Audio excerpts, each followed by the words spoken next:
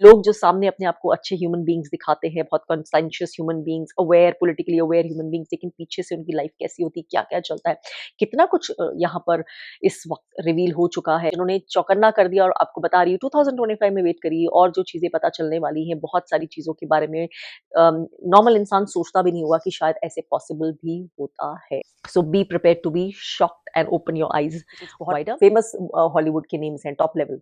तो अगर वो भी यही सब करके आगे पहुँचे हैं, then what's the point? Then me to में जो इतनी क्लैरिटी सब में हो, तो वो चीज़ कैसे चलेगी? वो चलती ही इसलिए क्योंकि फीमेल्स की भी उसमें पार्टिसिपेशन होती है, मोर देन नॉट। जितने नहीं मानते उनको पता है कोई ना कोई तो मानेगा ही।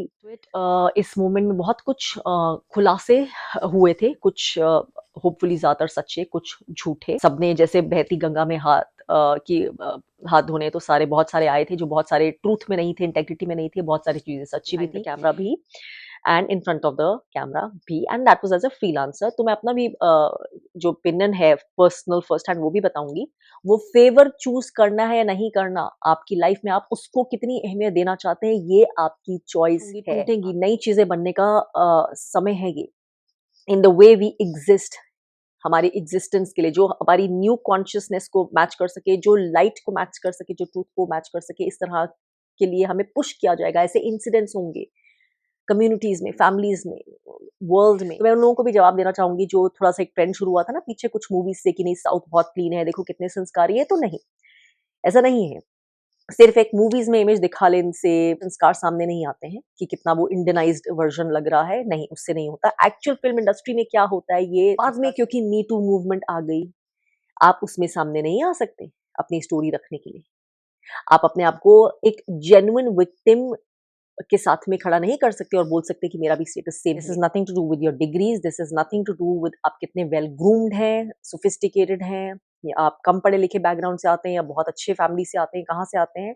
मैंने हर तरह की फीमेल्स को ये रॉन्ग चॉइसेस करते हुए देखा है। Hi and welcome back once again to my channel. मेरा नाम शुचि है। मैं एक एम्पावर्ड एम्पैथ, एक एनएफजे, एक हीलर और लाइट वर्कर हूँ। इस चैनल पर कोशिश यही होती है कि चाहे टॉपिक जो भी हो, बात हो उसको ट्रूथ और क्लैरिटी से एड्रेस करने की, और वहां पर जाने की जहां पर ज्यादातर लोग नहीं जाते हैं। यानी कि उस टॉपिक को बाहर की दृष्टि से सिर्फ परखने के बजाय उसको इनर क्लैरिटी से, सेल्फ अवेयरनेस से और एक कॉन्शियसनेस की दृष्टि से परखा जाए। पिछले हफ्ते मैंने बात की थी अतुल सुभाष के केस की, जिसकी चर्चा आजकल इंडिया में हो ही रही है। मैं ये पूरे साल से बोल ही रही हूँ कि ये समय है मैट्रिक्स के क्रैश होने का, जो डार्क इविल ऑप्रेसिव मैट्रिक्स। या मैट्रिक्स क्या होता है, अगर आपको इसकी समझ नहीं है तो आप उससे रिलेटेड मेरे वीडियोस यहाँ पर वीडियो के नीचे दिए गए होंगे। आप ये पूरे टॉपिक को समझ सकते हैं, मैट्रिक्स के टॉपिक को। लेकिन जैसे मैं कहती आ रही हूँ कि ये वो वक़्त है जब बहुत सारे वो पुरानी चीज़ें, तौर-तरीके, ways of functioning, ways of operating, ways of being, चाहे वो पर्सनल लेवल पे हो, पॉलिटिकल लेवल पे हो, गवर्नमेंटल लेवल पे हो, हायरार्कीज़ के लेवल पे हो, वो सब एक्सपोज़ होंगे और टूटने की कगार पर आएँगे। और ऐसा कुछ हम बहुत कुछ वर्ल्ड लेवल पे देख रहे हैं। तो ये एक्सपेंशन में अभी भी ऑब्वियसली बहुत लोग हैं जो वहीं के वहीं हैं अपनी एक्सपेंशन की दृष्टि से। लेकिन लार्जर लेवल पे, अगर ह्यूमैनिटी के लेवल पे देखा जाए, तो consciousness and vibration is on the expansion. जो चीजें पहले लोग एक्सेप्ट करते थे, जो उनकी नीड्स को सर्व करती थी, it is no longer true. चीजें बदल चुकी हैं, लोगों के सोचने का तरीका, लोगों की needs, relationship dynamics, power dynamics, ways of being भी ट्रूथ और क्लैरिटी में या फाउंडेशनली लाइट से कनेक्टेड नहीं है, सत्य से कनेक्टेड नहीं है। वो सारी चीजें जो रॉट कर रही हैं, जो पस की तरह अंदर पड़ी हुई हैं, किसी चीज को भी लेकर दुनिया में, चाहे पर्सनल इफेक्ट करती हो इंसान को या ग्लोबल लेवल पे इफेक्ट करती हो, वो चीजें बाहर निकलेंगी। और ये सब देखा जा रहा है यूएस में, जैसे किस तरह के कितने एक्सपोजर्स चल रहे हैं। Hollywood has been expose. अगर आप अवेयर हैं, आप इस पे नजर रखते हैं, तो आपको खुद ही पता होगा। काफी चीजें मैं अपने चैनल पर भी फ्रॉम टाइम टू टाइम जितना शेयर कर पाती हूँ करती रहती हूँ और करते रहूंगी। इसी सिलसिले में मैंने यूएस प्रेसिडेंशियल इलेक्शंस की भी बात की थी। अगर आपने वो वीडियो नहीं देखा है तो आप अगेन देख सकते हैं, वीडियो डिस्क्रिप्शन में उसका लिंक दिया गया। ये फास्ट ट्रैक चेंज का टाइम है, डेथ और रीबर्थ का है। That is a very uncomfortable process, चाहे वो पर्सनल लेवल पे हो या ह्यूमैनिटी के लेवल पे हो। तो ऐसा ही कुछ दुनिया में चल रहा है और वो सारी चीजें हो रही हैं। तो अतुल सुभाष का केस अगर हम देखें, तो आप जानते हैं यूएस के ऊपर आजकल सबसे ज्यादा चर्चा हो रहा है। इंडिया में बहुत सारे सवाल खड़े किए। ऐसे नहीं है कि ऐसी चीजें पहले नहीं हुई, ऐसे केसेस पहले नहीं हुई, उनकी बातें नहीं हुई। लेकिन होपफुली इस बार ये जो दुखद घटना हुई है, इसके वजह से जो ट्रांसफॉर्मेशन होगा वो कोई लास्टिंग तरह से होगा। अब मैं अपने पिछले वीडियो में बात कर चुकी हूँ कि कोई भी ट्रांसफॉर्मेशन सिर्फ़ अगर आउटर लेवल पे हो, चाहे वो कितना भी बड़ा हो, नहीं उनका बेनिफिट जब तक मैच नहीं है इनर हीलिंग से, तो उसका फ़ायदा नहीं है। मेन और वुमेन दोनों ही जहाँ तक उनके रिश्तों की बात करें, अपने अंदर कितनी हील्ड स्टेट है उस पे निर्भर करता है, कितने कॉन्शियस लिविंग कर रहे हैं, क्योंकि वही एक्सप्रेशन उनके बाहर के एक्शंस में और उनके कंडक्ट में झलकेगा और पावर इक्वेशंस बनाएगा। फिर वो चाहे वो नेगेटिव पावर इक्वेशंस बने, एवरेज से सुप्त अवस्था की पावर इक्वेशंस बने, डीपली अनहील्ड बने या एक healed power equation, balance power equation बने, और इसी के ऊपर सारा चेंज निर्भर है। आज हाँ, मैं इसी से जुड़ा हुआ एक और बहुत इंपॉर्टेंट टच करने वाली हूँ टॉपिक, जो है मी टू मूवमेंट से रिलेटेड, और इसके ऊपर मैं अपना भी थोड़ा पर्सनल ऑब्जर्वेशन और एक्सपीरियंस भी डालूँगी, क्योंकि कुछ समय मैंने भी मीडिया में काम किया था एज़ अ फ्रीलांसर, कैमरा के पीछे भी और कैमरा के सामने भी। This was many years back, this was almost 18-20 years back. तो अभी वहाँ पे क्या चलता है मैं उससे इतनी वाकिफ़ नहीं हूँ, लेकिन ऑब्वियसली लोग तो वही होते हैं, सिचुएशंस वही होती हैं, चाहे टेक्नोलॉजी और कुछ-कुछ और तरीके बदल जाते हैं। और ये मैं इसलिए बात कर रही हूँ क्योंकि अगेन इसमें इक्वेशंस आ जाते हैं। वो ये है कि कहाँ पे दायरे होते हैं, कहाँ पे एक इंसान के राइट्स खत्म होते हैं, चाहे वो किसी भी जेंडर का हो, कहाँ पे राइट्स खत्म होते हैं और ड्यूटी शुरू होती है, कहाँ राइट्स खत्म होते हैं, रिस्पॉन्सिबिलिटीज़ आ जाती है, कहाँ तक विक्टिमहुड होता है, विक्टिमाइज़ेशन होता है, कहाँ पर वो चीज़ अ, परिवर्तन हो जाती है, किसी और के विक्टिमहुड में बदल जाती है, कहाँ पे एम्पावरमेंट होता है और कहाँ तक एम्पावरमेंट सही है, अपलिफ्टमेंट सही है, और कहाँ पर वो किसी और के लिए डिसएम्पावरमेंट बन जाता है। तो मी टू मूवमेंट जैसे कि हम जानते हैं, कुछ साल पहले हो चुकी है, हॉलीवुड में हुई थी, फिर इंडिया में भी हुई थी। और बहुत कुछ एक्सपोज़र हुआ उससे, बहुत कुछ उसके बाद अब बहुत कुछ एक्सपोज़र हो चुका है, ये जो मैट्रिक्स के टूटने का टाइम है।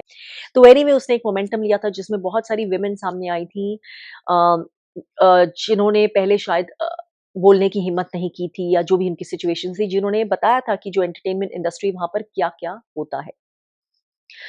तो उन्होंने टच किया था बहुत सारी चीज़ों के ऊपर, अपने-अपने एक्सपीरियंसेस बताए थे, चाहे वो किसी भी लेवल के हों, कि किस तरह से चीज़ें एक्चुअली होती हैं, काम कैसे चलता है, किस तरह से फीमेल्स को विक्टिमाइज़ किया जाता है, कैसे उनकी डिसएडवांटेजेस पोज़ीशन होती है, उनको क्या-क्या सहना पड़ता है, या क्या क्या टर्म्स एंड कंडीशंस एक्सेप्ट करनी पड़ती है if they want to work here. Basically power dynamics क्या होते हैं। तो ये सारी चीज़ें बहुत सामने आई थी, जैसे हॉलीवुड में वाइनस्टाइन की बात बहुत हुई थी, एंड बहुत सारी actresses, well known A level actresses of top Hollywood movies उन्होंने सामने उनकी बातें पता चली थी। कइयों ने ऑब्वियसली कुछ खुद शेयर किया था, और बाकियों का लोगों ने 2 एंड 2 लगा लिया था, जो अब सर्कमस्टेंशियली चीज़ें पता थी, चाहे उन्होंने खुद सामने नहीं बोला। So and a lot and the same thing happened in Bollywood. बहुत सारे लोगों ने आकर खुलासे किए थे चीज़ों के। मैं पहले मेंशन करना चाहूँगी तनुश्री दत्ता का। उन्होंने जो भी शेयर किया था, I do believe in her truth. वहीं पे बहुत सारे लोग हैं जिनके अभी तक इंटरव्यूज़ होते हैं, बहुत सारी चीज़ों के बारे में वो बताते हैं, कास्टिंग काउच के बारे में भी बातें करते हैं बहुत सारी। लेकिन मुझे उनको सुन के कन्विंसिंग नहीं लगता है, पूरी तरह से मैं कन्विंस नहीं होती whether they are actually telling the truth, कि वो अपने टर्म्स एंड कंडीशंस में एक्चुअली काम कर रही हैं या झूठ बोल रही हैं, या फिर अ, वो जो भी स्टोरीज बता रही हैं जिसमें वो अपने आप को विक्टिम रखना चाह रही हैं, वहां पर वो एक्चुअली सिर्फ विक्टिम थी, क्योंकि विक्टिम की डेफिनेशन क्या होता है ये समझना बहुत जरूरी है, या फिर उन्होंने भी सिचुएशन में पार्टिसिपेटरी रोल निभाया था। एंड यहाँ पे आ जाता है सारा difference, empowerment and disempowerment, between being a victim और also participating in a story जहाँ पे आप फिर विक्टिमहुड का टाइटल लेके आप फायदा उठा रहे हैं। तो अगेन यहाँ पे डायनामिक्स आ जाते हैं मेन एंड वुमेन के बीच में। एक एंटरटेनमेंट इंडस्ट्री ऐसी मानी जाती है जहाँ पर ऐसा अभी तक माना गया है, और ऐसा सच भी बहुत हद तक है, स्पेशली फिल्म इंडस्ट्री में, कि यहाँ पे कुछ ऑर्गेनाइज़्ड नहीं है इतना। हॉलीवुड में ज़्यादा ऑर्गेनाइज़ है, लेकिन वहाँ भी ऐसा होता है, एंड बहुत ज़्यादा चीज़ें जो होती हैं वो सेक्सुअल फेवर्स के ऊपर डिपेंडेंट होती हैं। If you want fame, if you want a certain role, if you want to reach the top level, तो ऐसे बहुत बार माना जाता है कि it is not possible without you giving in to sexual favours, या आप इस तरह की रिलेशनशिप में एस्टैब्लिश करें which is beyond professional.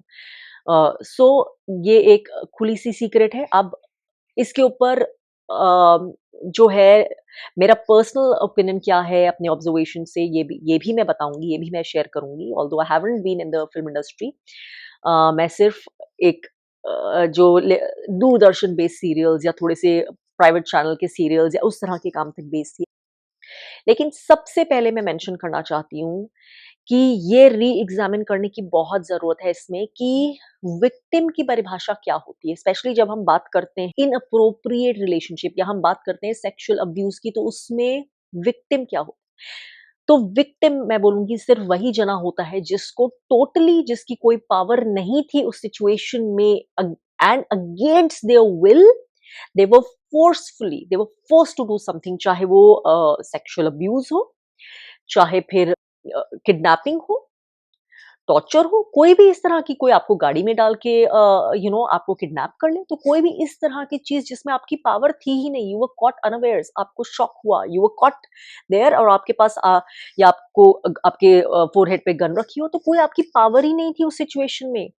Out of threat, out of needing to preserve your life या अपनी सेफ्टी, अपनी वेलबींग प्रिजर्व करने के लिए आपको वो चीज़ करनी ही पड़ी। That is actually the definition of a victim.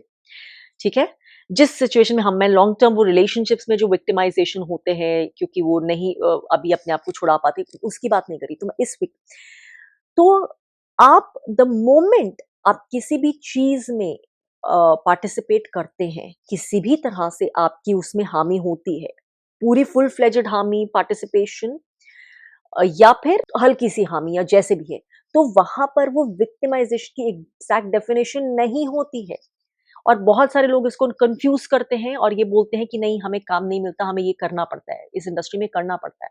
Me to movement में यही होता, कई जो फीमेल्स सामने आई थी, उनकी स्टोरी मुझे वैलिड लगी थी, जेन्युइन लगी थी। जैसे कि तनुश्री दत्ता सामने आई थी और आई बिलीव कि जब उनके साथ नाना पाटेकर वाला वो अनप्लेजेंट इंसिडेंट हुआ था, उस वक़्त भी उन्होंने अपनी आवाज़ उठाने की कोशिश की थी, उन्होंने एक्शन लिए थे, वो सेट से बाहर आ गई थी। उनको बहुत ट्रॉमा फेस हुआ था, उनको इंटिमिडेशन फेस हुआ था, उन्होंने काम करना बंद कर दिया था, रोक दिया था। She didn't go along with it और उन्होंने आवाज़ उठाने की कोशिश की थी after coming out of the chalk, लेकिन तब उन्हें साइलेंस कर दिया गया था। बाद में जब उन्हें लगा कि अब मौका फिर सही है, मोमेंटम ले रही है ये चीज़, तो बिल्कुल उन्होंने सही किया। उन्होंने खुल के अपनी बात रखी। एंड उनकी जितनी भी बातें मैंने सुनी है उनसे क्लियर है क्योंकि उन्होंने जो और भी लोग होते थे सेट्स पे जो उन्हें ठीक लगते थे एज़ मैन, जैसे उन्होंने सुनील शेट्टी का नाम दिया कि ही वाज़ अ जेंटलमैन, तो उन्होंने वो भी नाम बताया और बाकी भी उनकी जो एनर्जी आती है, जो भी उन्होंने नैरेट किया उसमें मुझे लूपहोल्स नहीं लगते, वो कंसिस्टेंट होती हैं। तो उन्होंने उस चीज़ में जब उनको वो चीज़ लगी उन्होंने पार्टिसिपेशन उसमें अपना रोक दिया, लेकिन she was consistent in a story and she stood for herself. तो वो उनका ये चीज़ सामने रखना या मी टू बोलना बिल्कुल लाज़मी है। लेकिन वहीं बहुत सारी वुमेन सामने आईं, आती रहती हैं इवन टाइम टू टाइम, लेकिन उस मोमेंट के टाइम में भी जिनकी स्टोरी इतनी कन्विंसिंग नहीं होती है। सो जब आप पार्टिसिपेटरी रोल में कहीं भी आते हैं, आप पार्टिसिपेशन है, वो फ़ोर्स नहीं है, तो आप उसमें ये नहीं बोल सकते कि नहीं हमारे हमारे को काम नहीं मिलता अगर हम ऐसे नहीं करें, तो आप वो काम नहीं करें। That is not the last work left on earth. Let's face it, जो भी ये काम कर रहा है वो इसलिए कर रहा है क्योंकि उसको अच्छा लगता है वो काम करना, उसको कैमरा के सामने आना अच्छा लगता है या उसको लगता है कि मेरे अंदर कुछ ऐसा गुण है, टैलेंट है जो मैं एक्सप्रेस कर सकता हूँ या कर सकती हूँ कैमरा के सामने, और अल्टीमेटली तुम्हें होता है कि लोग तुम्हें जाने, तुम्हारे काम को देखें। सो recognition and if you want to really reach that higher levels than fame, maybe that kind of money, उस तरह की चीजें जो आपको शायद रेगुलर या दूसरे काम से नहीं मिलती, वो वाले प्रोज होते हैं एंटरटेनमेंट इंडस्ट्री के काम के। तो जो भी इसमें आ रहा है उसको ये समझ है और कहीं न कहीं उसकी इच्छा इस चीज़ के लिए है, चाहे कितने भी लेवल पे हो, ठीक है? तो लेकिन जब उसके सामने चॉइसेस आती हैं, जब इनेविटेबली काम करने लगते हैं और ये सारी चॉइसेस और भी कामों में आती हैं और प्रोफेशंस में भी आती है, लेकिन because of the unorganised nature, largely इसका अनऑर्गनाइज्ड नेचर है इस प्रोफेशन का, एंटरटेनमेंट इंडस्ट्री का, तो इसमें ये ज़्यादा होता है ओपन टू एक्सप्लॉइटेशन या इस तरह की चॉइसेस करनी पड़े। नेचुरल बहुत सारे रीजंस की वजह से, and this is a glamour based industry, तो जो एक फैंटेसी एलिमेंट से भी कनेक्टेड है, बहुत सारे रीजंस की वजह से ये जो अनऑर्गेनाइज्ड है, यहाँ पे इस तरह के डिफिकल्ट सिचुएशंस या डिसफंक्शनल चीजें होने का ज्यादा इसकी प्रोबेबिलिटी रहती है। तो जब आपके साथ चॉइस आई, आपके सामने चॉइस आई, तो आपने क्या डिसीजन लिया? क्योंकि कभी ना कभी तो आपके सामने आपको अच्छे लोग मिलेंगे, लेकिन कभी ना कभी आपके सामने वो वाले डिसीजंस आएंगे difficult, you will find the wrong people जो रॉन्ग एक्सपेक्टेशंस कर रहे हैं, जो रॉन्ग आपको सिग्नल्स दे रहे हैं, जिनकी बॉडी लैंग्वेज से या जिनके डायरेक्ट बोलने से या फिर इनके हाव भाव से या इशारों से या सिग्नल से या सजेशंस या इंसिनुएशन से आपको क्लियर हो जाएगा, या एनर्जी से, इफ यू आर एनर्जी थोड़े भी इंट्यूटिव है, मुझे लगता है बहुत ज्यादा लोग, इतनी एनर्जी सेंसिटिविटी तो उनकी होती है, स्पेशली फीमेल्स की। तो अगर आपको इतना कुछ समझ आ रहा है, तो वहां आपकी चॉइस आ गई ना। द मोमेंट आपकी चॉइस आ गई, डिसीजन आपके हाथ में है, आपको उसमें आगे जाना है, नहीं जाना है। शुरू में नहीं समझ आया, थोड़ा-सा कुछ आगे काम बढ़ा या जो भी है, लेकिन आपको तब समझ आ रहा है कि ऐसा कुछ हो रहा है, यहाँ पे डायनामिक्स तो कुछ और हैं, वहाँ पर आपकी चॉइस है। तो हर स्टेज में आपकी चॉइस है। तो जब मोमेंट आप बोलते हैं कि मुझे तो ऐसा करना पड़ा, या I had to end up doing that, या समबडी सेज कि I had to end up compromising, या कोई जैसे मधुर भंडारकर के साथ हुआ था, प्रीति जैन का केस, उन्होंने जो भी चीजें बोली थी कि over a period of time she was sexually exploited by him. तो वो कंसेंशुअल चीज थी ना। कंसेंशुअल इज लाइक, चाहे वो गलत कर रहे हो, मैं वो डायरेक्टर को बिल्कुल फ्री वो चीज पास नहीं दे रही हूँ, ऑब्वियसली उनकी इंटेंशंस गलत थी, लेकिन द मोमेंट आप भी उसमें पार्टिसिपेशन करने को तैयार हो रहे हैं एज एन अडल्ट, आपका भी कोई एम है ना दिमाग में, you have something in your mind कि आपको उससे कुछ गेन होगा, बिना गेन के तो आपने नहीं सोचा, चाहे आपको फेम गेन होगी या फ़िल्म गेन होगी या जो भी चीज़ गेन होगी, या अगर आप बोल रहे हैं कि नहीं, you genuinely liked each other and आपको मैरिज प्रॉमिस की गई थी, जो भी है। तो पहले तो बताऊँ कि जहाँ पर अगर प्रोफ़ेशनल निकाल दो, आपको है कि मैरिज प्रॉमिस की गई थी और ऐसा कुछ हो गया। अगेन अ, वो कंसेंसुअल है। वो तो किसी भी रिलेशनशिप में, वो जो नेगेटिव रिलेशनशिप है, जो डार्क रिलेशनशिप्स हैं, जो लो वाइब्रेशनल रिलेशनशिप है, चाहे उसमें एंटरटेनमेंट का कुछ नाम आता हो या नहीं आता हो, वो तो किसी में भी पॉसिबिलिटी है। वो चीज़ आपको डील करनी पड़ेगी, 2 इंडिविजुअल्स कैसे आपने अट्रैक्ट किया है किसी को, या आप कैसे हैं, तो दैट इज़ ऑलवेज़ देयर। तो वहीं पे तो सारी हमारी सेल्फ अवेयरनेस आ जाता है कि हम क्या अट्रैक्ट कर रहे हैं, या हम किस चीज़ में अपने आप को जाने दे रहे हैं, क्या हम रेड फ्लैग समझ रहे हैं या नहीं समझ रहे हैं। तो वो तो सारा खेल है। वहीं पे अगर वो इसलिए भी है, उसमें दूसरा एलिमेंट भी जुड़ा है एंटरटेनमेंट इंडस्ट्री का, या जो भी है, आपके एम्बिशंस भी थे, तो आप obviously you were also participating with a certain expectation. तो क्या आपको पता नहीं था कि जो एक्सपेक्टेशन आपकी है, उसके बदले में आप ये चीज़ अलाउ कर रहे हैं, चाहे आप उसको लव का भी नाम दे रहे हैं, या जो भी नाम दे रहे हैं या नहीं दे रहे, या प्लेन जस्ट एक गिव एंड टेक दे रहे हैं, तो आप एग्री कर रहे हैं तभी वो चीज़ हो रही है। जब आप अब आप मी टू के टाइम में चाहे ये आकर बोल रहे हैं, सॉब स्टोरी बना रहे हैं कि देखो, देखो ऐसा होता है, मतलब आपको पता है कि ऐसा नहीं होना चाहिए था, ये गलत है, क्योंकि आप अपने आप को विक्टिम बता रहे हैं। विक्टिम वही होगा जिसके साथ, जिसको लगता है मेरे साथ कुछ गलत हुआ, सही चीज़ हो के तो कोई विक्टिम नहीं बताएगा ना। तो जब आपको लग रहा है मेरे साथ कुछ गलत हुआ है, तभी आप अपने आप को विक्टिम बता रहे हैं। लेकिन जब तक आप उसमें पार्टिसिपेशन कर रहे थे, तब भी आपको पता था कि ये गलत है, तो आप पार्टिसिपेशन क्यों कर रहे थे? जैसे मैंने कहा, विक्टिम वही होता है जिसको बिल्कुल एब्सोल्युटली क्लियर है कि आपके ऊपर फोर्स करने की कोशिश हुई है, या हो गया था फोर्स किसी भी तरह से, whether in terms of sexual abuse और फिजिकल इंटिमिडेशन और फिजिकल अब्यूज, या कुछ भी है। उस समय आप कुछ कर ही नहीं सकते थे उसके बारे में, लेकिन जब आपके पास चॉइस है किसी भी तरह से, चाहे कितना भी बड़ा आपके सामने कैरेट लटकाई जा रही हो, कितना भी बड़ा आपको फेवर मिलना हो उसके बदले, लेकिन रिमेंबर वो आपका टेस्ट है, आपकी ही चॉइस। आप ये नहीं बोल सकते कि ये काम तो फिर हम कर ही नहीं सकते अगर हम एग्री नहीं करें तो। तो फिर मत करिए, मत दीजिए अहमियत इतनी उस फेम को, उस रिकॉग्निशन को, उस पैसे को, किसी भी चीज़ को।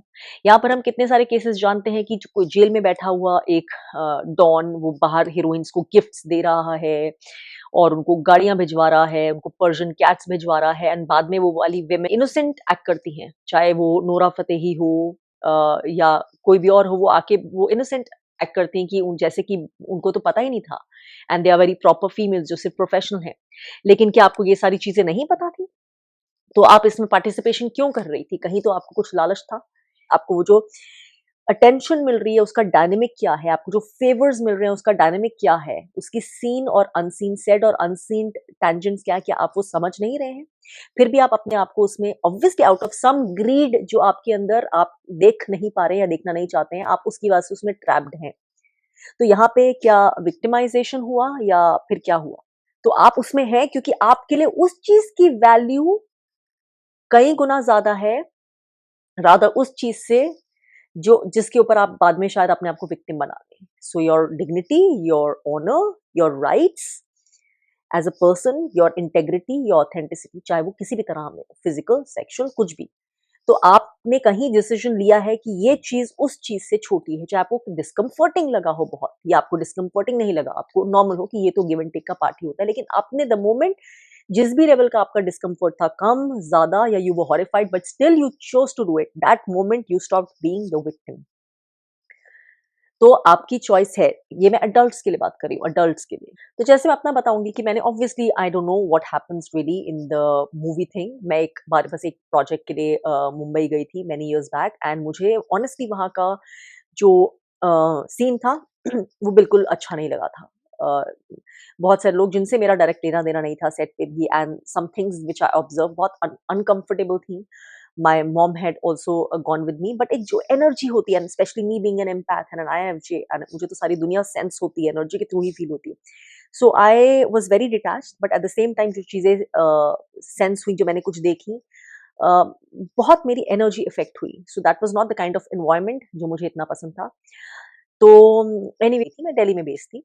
आई did a lot of work again projects चाहे वो सीरियल्स हों, again I also worked as main lead in some of them, चाहे वो सॉन्ग्स हों एल्बम के इंक्लूडिंग सेंट्रल कैरेक्टर होता है जो सुबह के टाइम संस्कार टीवी पे या कहीं भजन आते हैं उसमें एक जना जो मेन लिप सिंक करता है या जो गाने गाता है या जो आरती लीड करता है या फिर दूसरी तरह के एल्बम्स हो, तो again small things a, but उस तरह का काम काफ़ी किया है जितना मुझे मज़ा आता था, जितना मुझे चांस मिलता था। अब ये भी मिथ हटाना चाहूँगी कि कहाँ पे यहाँ पे कोई काम नहीं होता ठीक से, नहीं ऑब्वियसली ऐसा पॉसिबल ही नहीं है, दैट वुड बी फार्स, झूठ। तो काम होता है और मेरे साथ और भी मेरे कोलीग्स थे जो मुझे पता है जिनकी मुझे ऑथेंटिसिटी पे, इंटेग्रिटी में एटलीस्ट इन दीज़ थिंग्स मुझे कोई डाउट नहीं है। तो आराम से सबने काम किया साथ में, बहुत अच्छे उस वक़्त फ्रेंड्स भी बने। तो बहुत क्लीन तरीके से भी काम होता है, प्रोडक्शन हाउसेस भी होते हैं जो बहुत अच्छे होते हैं, जिसमें विमेन बहुत सारे रोल्स में होती हैं, जैसे कि मेडिटेक में मैंने काम किया था, क्राइम सीरीज़ में काम किया था। तो इस तरह के होते हैं जहाँ पे आप सिर्फ़ अपना आराम से आप ऑडिशन देते हैं, आपको काम मिलता है, आप काम करते हैं, सेट पे अपना वो करते हैं, अपने मज़े भी आते हैं सेट पे, वो सब करते हैं, you go back, you get your payment whenever and that's it. If they have more work, आपके अच्छे कनेक्शंस हैं, आपका काम अच्छा लगा, you you might get called back again.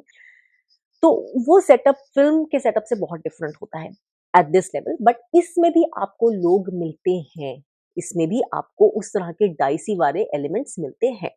और ये चीज़ बहुत बढ़ जाती है आई थिंक बॉलीवुड में, बहुत ज़्यादा बढ़ जाती है और जो कितने स्टिंग ऑपरेशंस, कितने खुलासे, जो अनकही बातें, कही बातें, जो ओपन सीक्रेट्स हैं जो बस मुँह से नहीं बोली गई लेकिन सबको पता है about a lot of people working in the film industry, names नहीं मैं यहाँ ले रही हूँ, वो सबको पता है बातें। और अगेन मैं शायद ये पहले भी मेंशन कर चुकी हूँ कई वीडियोज़ में कि मुझे हमेशा अगेन बीइंग अ फ्रीलांसर मुझे एक ही चीज़ गाइड करती थी। हर सिचुएशन में नेविगेट करने की, गलत-सही पहचानने की, वो हमेशा मेरी जो इनर अवेयरनेस है ना, जो हमेशा सेल्फ अवेयरनेस थी and my sense of self and my intuition. So I always knew right from wrong and there was no question inside me कि मुझे क्या चूज़ करना है। कभी भी when faced with that kind of choice, चाहे मुझे सेंस हुआ या मुझे अगर इनडायरेक्टली भी वो चीज़ सेंस हुई है, कि इस तरह की कोई चॉइस मेरे सामने रखी जा रही है। सो वो कोई कॉन्फ्लिक्ट भी नहीं था, चॉइसलेस अवेयरनेस होती थी उसमें, कि उसमें कॉन्फ्लिक्ट ही नहीं है क्योंकि मैं ये सोचना नहीं है कि मुझे ये चीज़ करनी है जो मेरे लिए राइट नहीं है या वो ये चीज़ नहीं करनी। कॉन्फ्लिक्ट भी वहाँ आएगा जब इंसान एटलीस्ट सोच रहा है कि ये option, that was a complete no, मतलब उसमें ऑप्शन ही नहीं थी। I am not that person, that is not who I am in my soul. अब मैं यही बता रही हूँ कि हर जगह कितना होता है, जहाँ मैं थी वहाँ इतना नहीं था, बॉलीवुड में ज़्यादा होता है एंड साउथ में तो ये चीज़ें भरी पड़ी। ये चीज़ साउथ इंडियन मूवीज़ के बारे में बहुत वेल नोन है, कोई भी आराम से रिसर्च कर सकता है।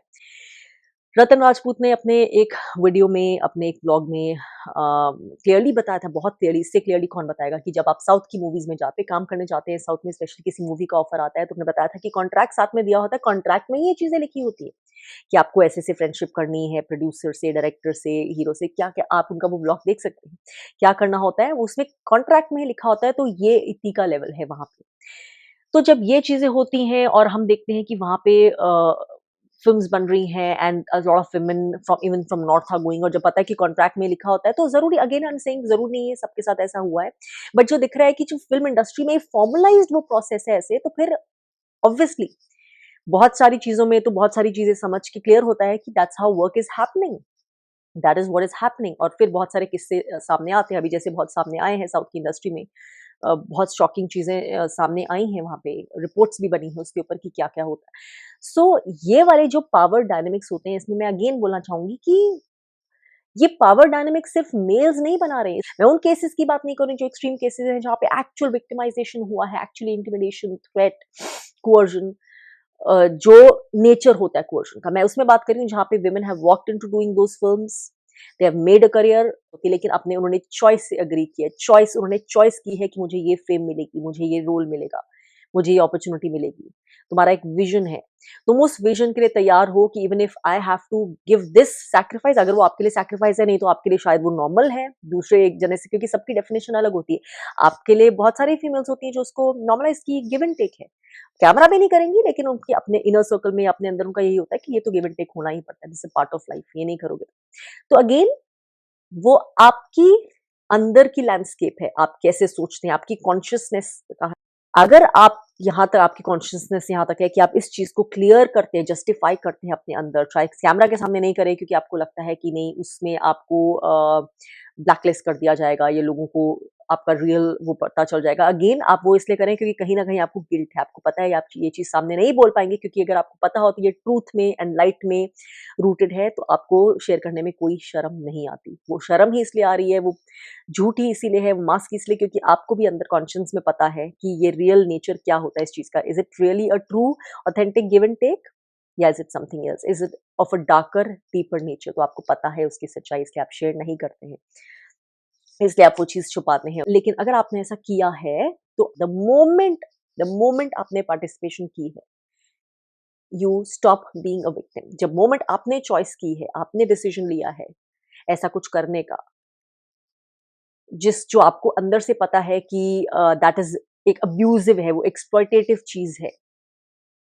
वो सही नहीं है, वो आपके लिए डिसऑनरेबल है किसी भी तरह से, एज अ ह्यूमन बीइंग या एज अ फीमेल, ठीक है, आपकी वो आपके लिए वॉयलेशन है, आपकी बाउंड्री को वॉयलेट कर रहा है, फिजिकली या सेक्सुअली कैसे भी दायरों को वॉयलेट कर रहा है, और आपने उसमें हामी भरी है, चाहे कितना भी दुखी होकर भी भरी हो, कैजुअली नहीं, दुखी फिर भी आप पार्टिसिपेंट हैं उसमें।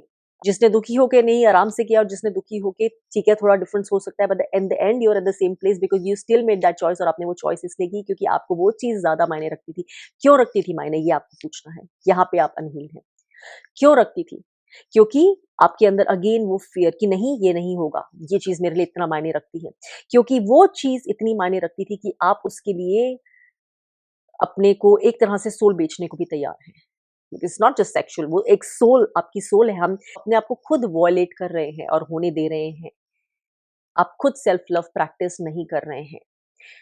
तो ये अगेन मैं इस पे बहुत ज्यादा जजमेंट नहीं इस समय लगाना चाहती हूँ, मैं सिर्फ बोलना चाहती हूँ कि जब द मोमेंट आप पार्टिसिपेट करते हैं किसी चीज में अपनी इच्छा से, तो वहां पे आप विक्टिम नहीं होते हैं, विक्टिम नहीं हो सकते। जब आप किसी गलत चीज में, आपको पता है अंदर से, आपको गिल्ट भी है और आप उसको छुपाएंगे, या आपको एक्सप्लॉइटेड फील हुआ है, लेकिन आपको आपने उसको ओके कर दिया कि ये तो शायद आपने एक्सेप्ट कर लिया कि तो this is part and parcel of the package, तो फिर आप वो विक्टिम नहीं है।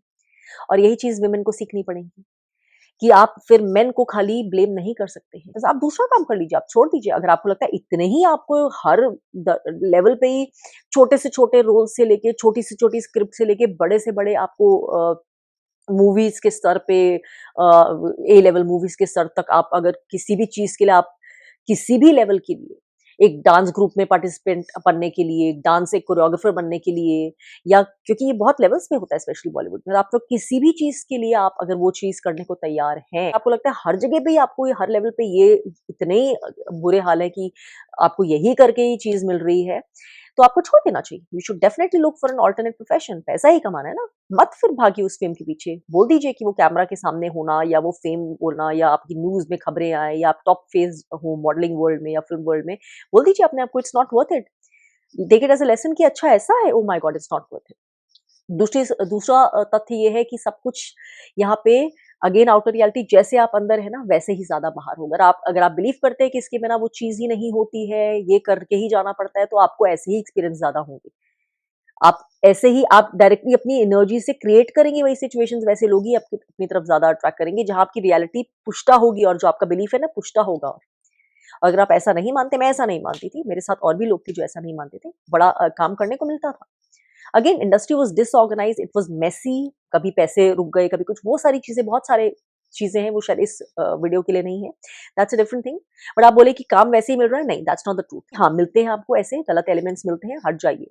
स्ट्रेस होता है उनसे जब आपको रियलाइज़ होता है, अलग हो जाइए। That's your choice. कितना भी बड़ा हो, कोई भी तोप हो, कैसी भी कोई मूवी कुछ भी हो, जब वो डाउट ही नहीं है कि सवाल ही नहीं उठता, ओके गो अहेड। शायद ये थ्रोन है ये, लेकिन ये थ्रोन किसी और के लिए है, not for me, I don't want this throne. तो ये जब तक आपकी क्लैरिटी नहीं होगी, इतनी कन्विक्शन आपके अंदर नहीं है ना, जब आपकी लेवल ऑफ कॉन्शियसनेस, जब आपकी अंदर से सोल इंटेग्रिटी उतनी नहीं है, तो फिर आप जस्टिफाई करेंगे उन चीज़ों को। जस्टिफाई करेंगे तो मीन्स समवे यू ओके कि वो होंगी, फिर आपको वैसे ही लोग मिलेंगे, आप वैसे ही ज़्यादा काम करेंगे और फिर आप दूसरों के लिए भी वैसे सोचेंगे। या फिर आप दूसरों को भी वही रास्ते गाइड करने की कोशिश करेंगे। और ऐसे ही मैंने खुद पर्सनली देखा है, कई लोग ऐसे होते हैं, फ्यू स्मॉल टाइम डायरेक्टर्स, छोटे-मोटे इस तरह से वो एक्ट ऐसे करते हैं जैसे पता नहीं क्या है, या फिर वो आपको इस तरह से डायरेक्टली इनडायरेक्टली बातों में, या इस तरह की फीमेल्स भी जो ये वाली चीज़ों से ओके हैं, वो ये होता है ना कि उनको होता है कि बाकियों को भी यही बिलीफ हो, क्योंकि द मोर द मेरियर। अगर हम इसमें फँसे हैं तो बाकी भी फँसे होने चाहिए। उनका क्लैरिटी से कैसे चल रहा है, या जो डायरेक्टर्स हैं वो यही आइडिया देने की कोशिश करेंगे कि अरे काम तो ऐसे ही होता है।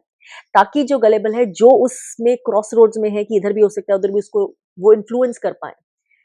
उसकी बुद्धि को इन्फ्लुएंस कर पाएँ कि अरे ऐसे तो होता ही नहीं है, अच्छा मुझे तो फिर यही करना पड़ेगा, कॉम्प्रोमाइज़ ही करना पड़ेगा, ऐसे ही होता है। तो वो तो चाहेंगे। आपकी कन्विक्शन कहाँ है लेकिन? आपके थॉट्स कहाँ हैं? आपका बिलीफ कहाँ है कि नहीं ऐसे नहीं होता, मेरी किस्मत में है तो बिल्कुल ठीक से होता है, हर तरह के लोग होते हैं। या फिर आपका है कि अगर ऐसे ही होता है तो then fine, then it's not for me. तो यही 2 चीज़ें हो सकती हैं, इसके अलावा कुछ नहीं हो सकता। अरे कोई ये सारे काम करके, दीज़ इनअप्रोप्रिएट एक्सचेंजेस करके, एक सेक्सुअली एक्सप्लॉइट होके कुछ वो सारे कोई टॉप के थोड़े बन रही है, हर छोटे-छोटे चीज़ों के लिए भी लोग करते हैं इस इंडस्ट्री में, छोटे-छोटे लेवल्स पे। उससे अच्छा कोई उस मिड लेवल की ठीक से जॉब ही ले लीजिए जो रेगुलर इनकम आए, रेगुलर काम हो, ऑनेस्टी हो, ज़्यादा ऑथेंटिसिटी हो, ज़्यादा इंटेग्रिटी हो, आप ज़्यादा अपने आप को ऑनर करें, सेल्फ लव में रहें, वही कर लीजिए। तो वो एक रीज़न के लिए होती है, क्योंकि आपको कुछ चीज़ का ग्रीड है, जो आपको लगता है यहीं से पूरा होगा। अगेन वो विक्टिमाइज़ेशन, इसलिए आप उस ग्रीड के मारे ही होने दे रहे हैं और उसको जस्टिफाई कर रहे हैं कि नहीं तो काम नहीं मिलता। तो मत करिए, this is not the only profession, this is not the only place. और वहीं मैं ये भी बोलना चाहूँगी कि अगर सारी फीमेल्स इस तरह से सोचना शुरू कर दें कि अगर ऐसे ही है, ऐसे ही मिलता है, तो नहीं। तो कहाँ जाएँगे डायरेक्टर्स या प्रोड्यूसर्स या हीरोज़ व्हाटएवर, जो भी उस तरह के लोअर वाइब्रेशनल इंसान हैं, नेगेटिव इंसान हैं, अब्यूसिव इंसान हैं, good for nothing human beings, क्या करेंगे? उनको फिर चेंज करना पड़ेगा, क्योंकि वो चीज़ पॉसिबली दूसरी साइड से बाउंड्रीज़ इतनी स्ट्रॉन्ग हैं कि एक के बाद एक, एक के बाद एक, एक के बाद एक, कि वो हो ही नहीं पा रही। अपने आप रूल्स चेंज हो जाएँगे, अपने आप। काम तो उन्हें चलाना है ना, मूवीज़ तो बनानी है, एंटरटेनमेंट तो बनाना है, कंटेंट तो क्रिएट करना है। अपने आप रूल्स चेंज हो जाएँगे, क्योंकि पार्टिसिपेशन नहीं हुई। And that is how through the inner we change the outer. Change इसलिए नहीं होती क्योंकि अगर 2 फीमेल्स मना करती हैं, 3 फीमेल्स मना करती हैं, उनमें सेंस होती है, कॉमन सेंस, विज़डम होती है, ऑथेंटिसिटी होती है, या फिर उनको होता है कि नहीं, डाउट था लेकिन नहीं, मुझे नहीं करना ये, ऐसा ऐसे डिसीजन ले लिया, लेकिन 4th वाली विल बी रेडी। फिर 2 और मना करेंगी लेकिन नेक्स्ट वाली विल बी रेडी। इसलिए चलता है क्योंकि डायरेक्टर्स और प्रोड्यूसर्स को भी होता है ये नहीं तो दूसरी तो मान जाएगी। इतनी भीड़ है यहाँ पे, इतने लोग भीड़ में आना चाहते हैं कि भर-भर के हाँ बोलने वाले नेगेटिव चीज़ के लिए, एक्सप्लॉइटेशन के लिए तैयार हो जाएँगे। उसकी उनकी खुद की भूख इतनी, ग्रीड इतनी ज़्यादा होगी to make it here, and that is what allows them to get away with it. इसीलिए वो कर पाते हैं ये सब। जो सारे वो वाली चीज़ें देखकर बोले कि no sorry, thank you, not for me. That is what I want to make you understand कि ये भी दायरे हैं, ये भी समझना ज़रूरी है कि हर मी टू, हाँ, मी टू हो सकता है लेकिन me too, was it a participation me too? Sure, ये वाले टॉपिक के ऊपर, ये वाले जो मैं एक्सप्रेस यहाँ पे कर रही हूँ, इसके ऊपर शायद बहुत सारी फेमिनाज़ीज़ मेरे ऊपर चढ़ जाएँगी, या they will not agree, but this is the truth ma'am. हमारी भी ही चॉइस है, and I say that in first person. I have been in that field, I know हमारी चॉइस होती है। व्हाट वी अट्रैक्ट सबसे पहले, एंड कहीं न कहीं होगा जब रॉन्ग चीज़ें आई हैं, सामने आई हैं, तो वहाँ पे आपको पार्टिसिपेट करना है या अपना रास्ता अलग करना है, जैसे भी, जितना भी डिस्कम्फर्टिंग हो, that choice is always yours. और इसमें जब फिर एक्चुअली कुछ अगर ऐसा हो जाए जो लाइफ में कहीं भी हो जाता है, this is not about this profession, कहीं भी किसी के साथ भी, जो एक्चुअल विक्टिम होते हैं, उनके पास चॉइस नहीं होती है। आपके सड़क पे चलते-चलते किसी ने आपको कुछ अटैक हो गया, आपके साथ कुछ हरासमेंट हो गई, उसमें आपकी चॉइस नहीं थी। This can happen with a male और a female, an old person और a young person. Somebody attacked you, किसी ने आपकी चेन खींच ली, किसी ने कुछ, तो इस तरह की चीज़ें ये जेन्युइन विक्टिम होती हैं।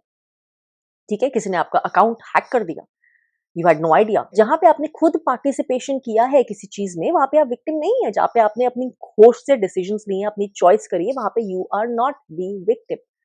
सो people have to stop playing victim and this is for all genders, but यहाँ पे क्योंकि मैं अतुल सुभाष से रिलेटेड जो चीज़ें सामने अब आई हैं, जो मेन विमेन के जो दायरे हैं, जो रिलेशनशिप्स है, वो जो नई लाइट में, नए ट्रूथ के साथ री-एग्ज़ामिन होने चाहिए, तो उसी कॉन्टेक्स्ट में मुझे ये चीज़ भी अगेन शेयर करना बहुत ज़रूरी लगा that women stop playing the victim. आपके पास जितना आप दिखाते हैं या जितना आप मानते हैं, उससे ज़्यादा चॉइस है आपके पास। तो प्लीज़ उस चॉइस का एक्सरसाइज़ करिए। This is nothing to do with your education. The only way जो आपको बताता है कि आप एम्पावर्ड वुमन हैं, ऑथेंटिक हैं इंटेग्रिटी में, जब आप चॉइस करते हैं इंटेग्रिटी की और ऑथेंटिसिटी की और अपने आप को एम्पावर्ड रखने की। एम्पावरमेंट वो नहीं है जहाँ अपने आप को डिसएम्पावर्ड खुद से चूज़ करने के बाद, उसके बाद आप उसकी सॉब स्टोरी बनाते हैं या फिर उसके अंदर गिल्ट में रहते हैं या डिनायल में रहते हैं, लेकिन आपका वो पार्ट हमेशा अनहील्ड रहता है। बॉडी रिमेंबर आप माइंड से उसको डिनाई कर सकते हैं, सामने से डिनाई कर सकते हैं उस चीज़ को कि ऐसा हुआ था या आपने ऐसी चॉइस की थी। The body, the cells never forget. इसलिए प्लीज़ एक्सरसाइज़ राइट चॉइसेस और अपने आप को, मेन या वुमेन, री-एग्ज़ामिन करते रहिए।